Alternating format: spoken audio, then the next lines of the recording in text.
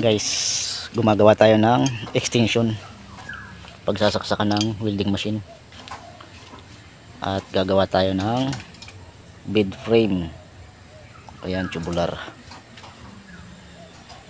Ang gamit natin dyan ay 1.5 by 1.5. Ang kapal ay 1.5. Ano lang po at nasira ang ating extension. Guys, tayo magaputol na.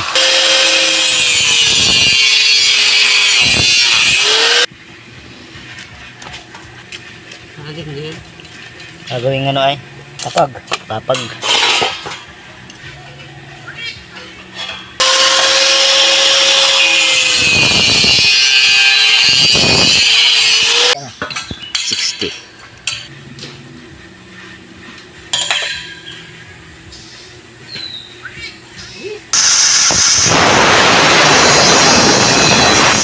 Guys, tayo mag-ispat na. Di baling baka lang may ispat, wag lang baga.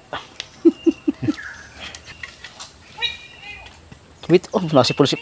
Wait, view din ah. View. View ka dyan.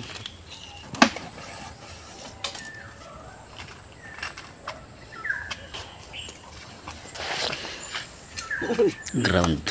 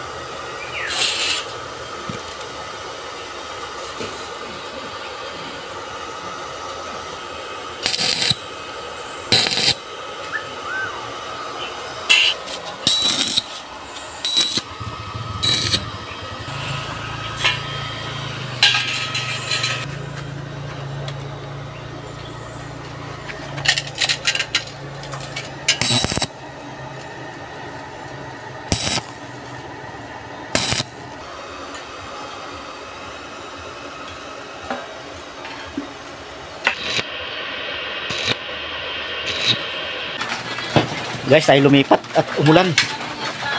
Narito na tayo sa loob. Magawa tayo ng ilaw para lumiwaliwanag.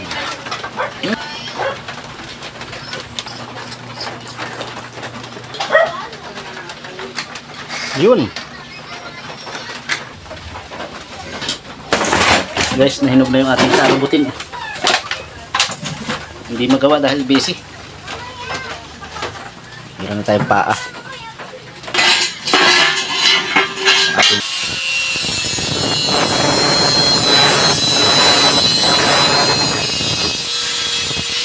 Guys, natapos na natin gawin yung dalawang, kung tawagin na headboard.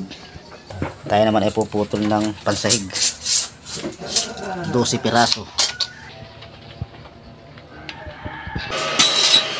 Malapit na tayong matapos sa ating frame ng papag. Ayan na, may sahig na.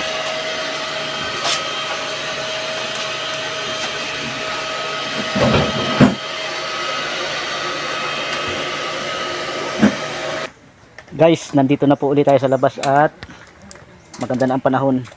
Tatapusin na natin yung bed frame. Ayan.